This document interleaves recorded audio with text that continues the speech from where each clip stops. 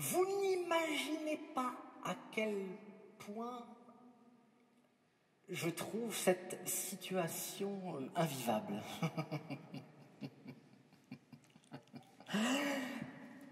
Tout d'abord, je suis prisonnier de ce cercle rouge, échoué sur cette estrade comme une fatale goutte de sang qui tombe du plafond.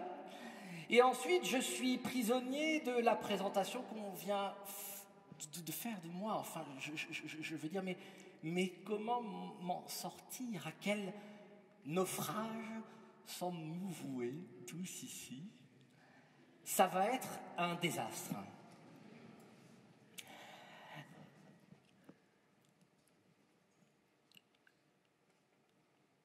La première chose, c'est que c'est impossible de mettre la main sur un début.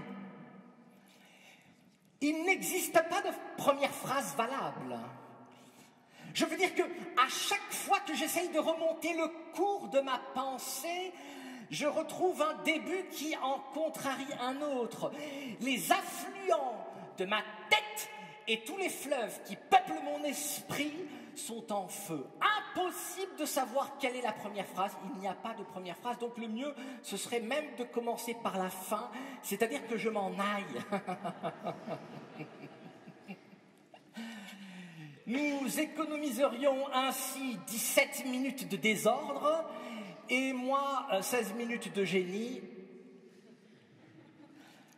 étant donné que je sais qu'il y a toujours 1 minute de silence à peu près dans ma parole, parce que, écoutez quand même, quand je dis que la situation est ridicule, c'est pas qu'elle est ridicule, parce que moi, vous savez, je suis très heureux d'être la lumière dans la lumière, mais ce que je vais dire, c'est que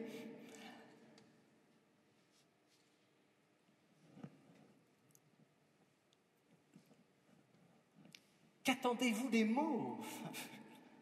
Je veux dire, qu'attendons-nous des mots? Moi, j'ai l'impression, à chaque fois que je parle, que les mots vivent sous une banquise qui craque,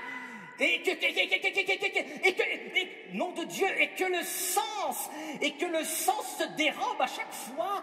Je sais pas, je ne sais pas, c'est impensable. La conquête, tu parles, mon œil, quel sujet grotesque! La conquête, non, mais j'espère que vous n'espérez pas de moi une seule seconde que je m'avilisse à répondre à une question pareille. Non pas que la question soit ridicule, c'est que moi, plus je m'éloigne du cercle, plus j'ai l'impression d'être au centre du sujet. Autrement dit, je vais parler de tout sauf de la conquête, et à la fin, d'habitude je fais ça en 2h30, et à la fin, je mettrai la main sur une phrase, et vous repartirez avec un leg sublime, je l'espère. C'est aussi un art d'hériter. Enfin, je veux dire, vous comprenez ce que je veux dire? C'est un art d'hériter. C'est un art d'hériter. C'est un art d'hériter. C'est un art d'hériter. C'est un art d'hériter du costume que je porte. Là, vous voyez, alors je porte le costume de mon grand-père qui s'est marié en 1944. Dans plus aucune de mes apparitions publiques, je ne m'habille autrement. À vrai dire, au départ, vous savez, quand vous êtes musicien, enfin quand vous êtes un homme de scène, la première question qui se pose, c'est bon, il faut s'habiller bien. Bon, après je me suis dit, bon, écoute, non, s'habiller bien, c'est quand même peu de choses que mettre beaucoup d'argent dans les vêtements. Alors je me suis dit, bah, écoute, il faut juste t'habiller. Habille-toi simplement comme tu t'habilles quand tu traverses la rue. Alors je me présentais devant les assemblées, toutes.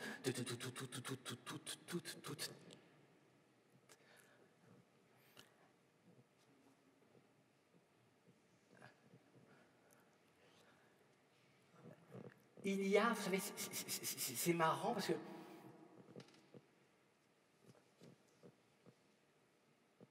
mon grand-père se marie en 1944 sous les bombardements et me voilà portant ce costume.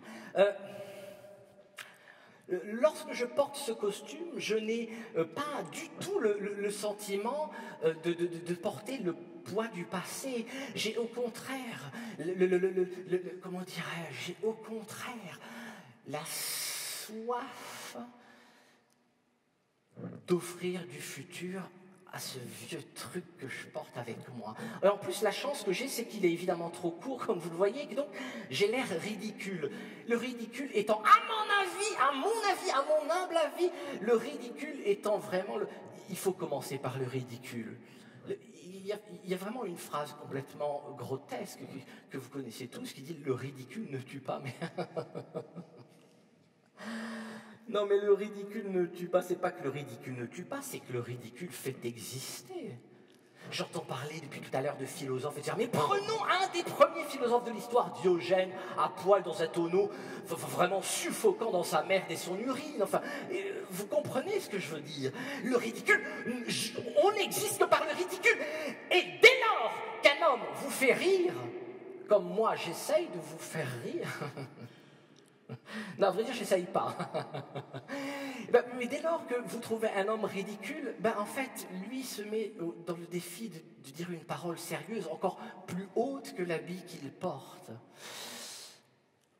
Ainsi donc, ce costume se trouve précisément au centre de mon existence. Autrement dit, il y a autant de passé derrière lui que d'avenir devant lui. L'horizon est une drôle de chose. À chaque fois que j'avance et que je fixe l'horizon, je me pose la question suivante. Je me dis, mais est-ce que l'horizon recule ou est-ce que l'horizon avance avec moi? J'ai été renvoyé du conservatoire. J'ai fait mes études au conservatoire et j'étais renvoyé. Je crois que j'étais, vous savez, insoluble dans l'institution. Mais vraiment, ça ne me fait plus rien du tout parce que maintenant j'ai compris à quel point toute institution est instrument de dévitalisation. Donc, alors on m'a renvoyé parce qu'évidemment j'avais beaucoup plus de talent que mon professeur, qui est devenu un homme vraiment absolument sublime de médiocrité, avec beaucoup de talent, mais médiocre malgré tout. Et me voilà à cette heure précise de la fin de mon adolescence, libre. Mais libre, vous savez, alors moi je vais vous dire un truc très important. Avez-vous remarqué que avez-vous remarqué, j'ai aucune raison de crier.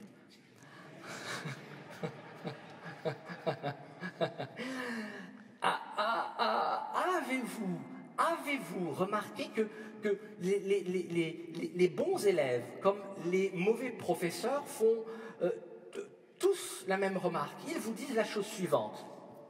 Ils vous disent, l'important dans l'apprentissage, c'est d'abord de définir le cadre et ensuite de se sentir et d'essayer de trouver la liberté au sein du cadre. Alors on vous apprend, paraît-il, à penser avec une introduction, une thèse, une antithèse, une synthèse, une conclusion, etc. Non mais,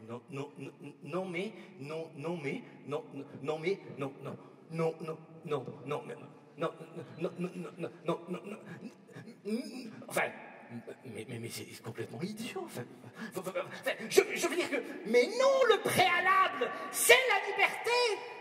Le préalable, c'est la liberté. Le préalable, c'est pas le cadre. C'est une connerie sans nom, ça. Mais non, le préalable, c'est d'abord la liberté, puis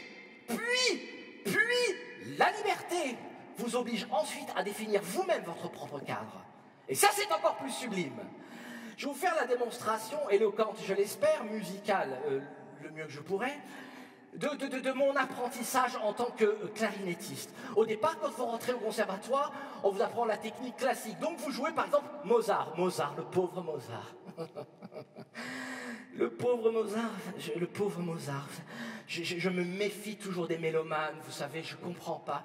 Mozart, cet homme, cet homme qui meurt dans la misère la plus totale, qu'on jette dans une fosse commune, et 2 siècles après, on fait du chocolat avec. Mais Vraiment, mais comment ne pas en vouloir jusqu'à la fin des temps, mélomane? Véritablement, je trouve ça terrible.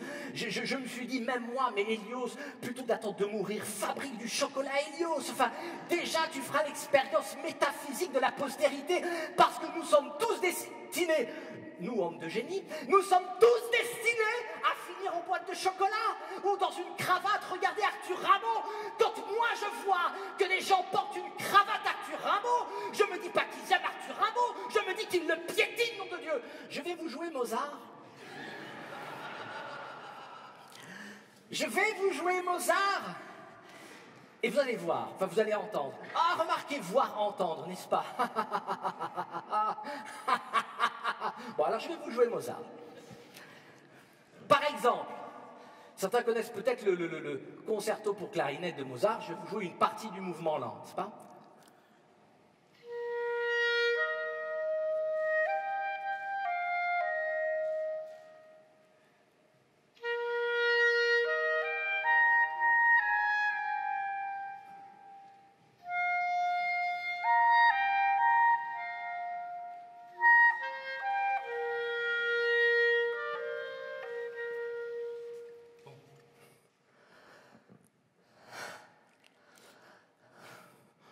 Je m'attendais à des applaudissements, mais en même temps, je ne les exige pas, vous comprenez?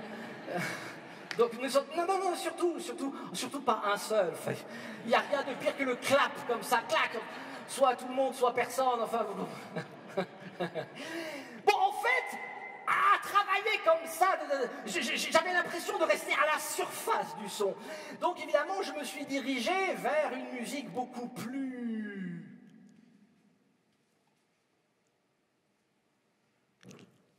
vers autre chose. Par exemple, le jazz. Essayons.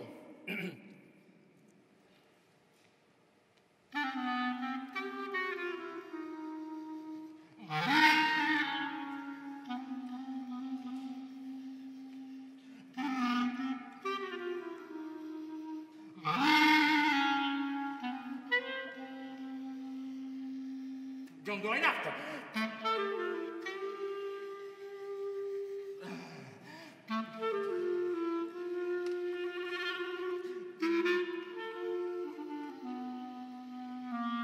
Alors vous savez, il me revient à l'esprit un scandale bien involontaire, comme un certain nombre de scandales que j'ai déjà créés. Alors, il m'est arrivé de vider des salles, mais il m'est rarement arrivé de vider des scènes. Et un jour que je donnais un concert de la musique de Django Reinhardt avec des musiciens, ce qu'on appelle le jazz manouche, il y avait le guitariste soliste qui devait prendre le chorus juste après moi, n'est-ce pas? Et puis alors à la fin de mon chorus, je me retourne comme ça, etc. Et il était parti. Et alors, évidemment, j'ai pas compris, et je l'ai retrouvé entre les deux sets, n'est-ce pas, à l'extérieur. J'ai dit, mais qu'est-ce qui t'arrive? T'es malade, malade dans le sens, t'arrive-t-il quelque chose? Et tu atteins d'une maladie que je n'aurais pas subodorée, n'est-ce pas? Et en fait, il me dit, non, Hélios, tu ne joues absolument pas du tout à la manière de Django Reinhardt. Le style de Django Reinhardt, c'est pas toi. Tu n'y arrives pas, tu joues à la manière d'Hélios, et Hélios, c'est pas Django Reinhardt. Et là, je dis, mon gros, tu es vraiment le dernier des abrutis. Car Django Reinhardt ne jouait pas à la manière de Django Reinhardt. Django Reinhardt. Bon sang, écoutez, messieurs, dames, suis-je obligé de vous expliquer la chose suivante? Le style, on m'a dit surtout dépasse pas le rond rouge. Le style, hein, les deux pieds dehors, hein, on m'a dit ne sois pas de dos. Miles Davis, jouez donc au public, et pourquoi pas moi? Le style de Django Reinhardt, le style d'une manière générale, n'est pas l'occupation d'un territoire déjà conquis. C'est pas, je joue le style. Le style, c'est une conquête. Non mais, je m'en essoufflerais presque. Et puis, il m'est arrivé de couper ma clarinette en deux. Et vous savez, il suffit de briser en deux une certitude pour qu'un continent s'écoule. Vous voyez, dès qu'on tente la poésie, il y en a deux, trois qui pouffent. Et laissez-moi vous présenter cet instrument que j'ai appelé le suprême clairon. Ne rigolez pas, parce que suprême clairon, ça vient en droite ligne d'Arthur Rimbaud, voyelle. Ô suprême clairon, plein d'estrideurs étranges, silence traversé des mondes et des anges, ô l'oméga, rayon violet de ses yeux.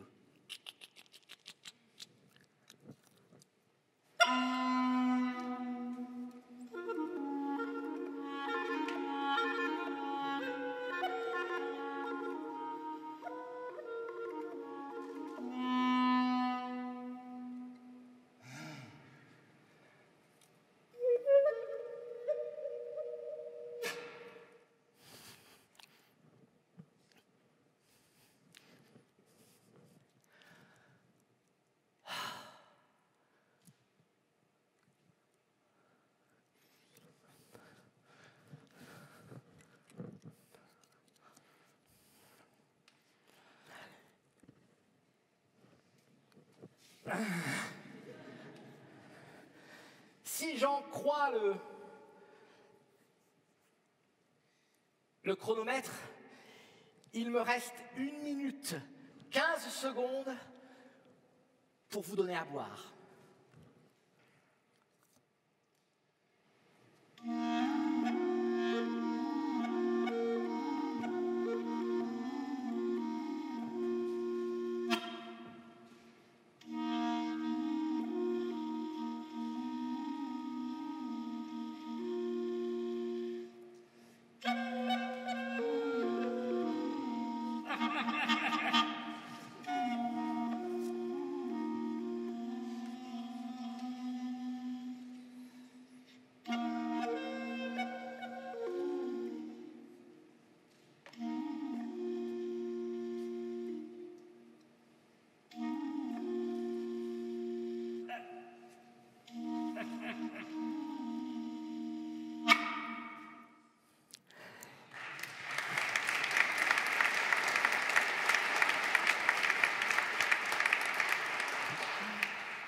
N'abusez pas trop sur mon temps de silence.